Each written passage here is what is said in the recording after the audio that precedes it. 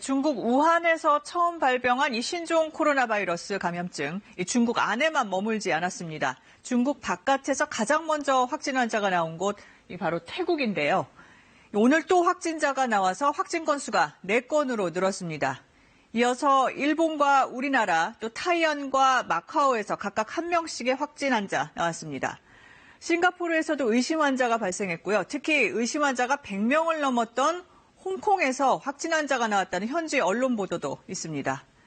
그동안은 이렇게 아시아 지역 안에서 퍼져나가는 추세였는데요. 급기야 태평양 건너 미국에서 처음으로 중국을 다녀온 남성이 감염 확진 판정을 받았습니다.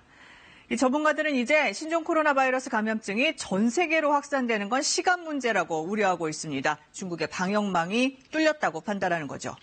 베이징으로 가보겠습니다. 강민수 특파원, 이 환자 수가 얼마나 늘었습니까? 네, 자고 나면 환자 수가 놀랄 만큼 늘어나 있습니다.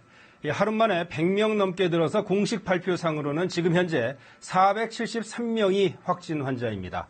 사실상 중국 전역에서 환자들이 나오고 있고요. 지금까지 사망자는 9명입니다. 추세로 봐도 급증하는 추세를 보이고 있습니다. 근데 중국이 워낙 넓기도 하고 인구도 많아서 이 발표된 수치가 믿을 만한 겁니까? 네, 실제로는 훨씬 더 많은 사람들이 감염됐을 것으로 보입니다. 사람 간 전염 사례가 없다. 또 환자는 우한 내에서만 나오고 있다. 이런 초기 발표들이 금세 무너지는 결과들이 나온 것을 보면 알 수 있습니다. 이 홍콩 대학의 위안 커융 교수는 이미 지역사회에 대규모 발병하는 전염병 발달의 마지막 단계인 4단계에 근접한 것으로 보인다는 견해를 밝히기도 했습니다.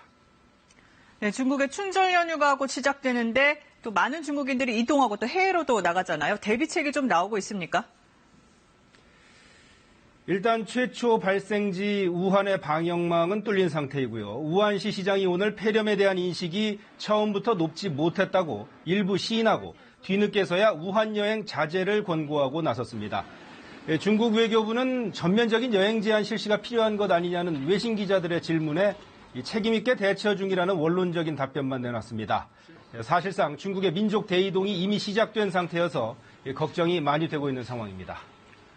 네, 중국은 처음부터 또 이 우한 폐렴이 사스와는 다르다 이렇게 얘기하면서 안심시키는 얘기를 많이 해왔는데 그것과 좀 다른 연구 결과가 나왔다고요?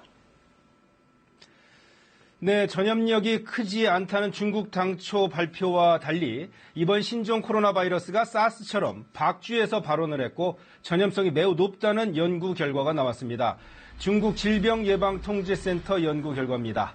우한 수산물 시장에서 야생동물을 도살해서 팔다가 동물의 바이러스가 사람에게 전파됐을 가능성이 있다는 얘기입니다. 중국 보건당국이 초기에 우한 폐렴의 위험성을 과소평가했다는 반증이기도 합니다. 이와 관련해서 세계보건기구 WHO가 막 긴급 대책회의를 시작했는데 어떤 결론을 내릴지 좀 지켜봐야 할 것 같습니다. 지금까지 베이징에서 전해드렸습니다.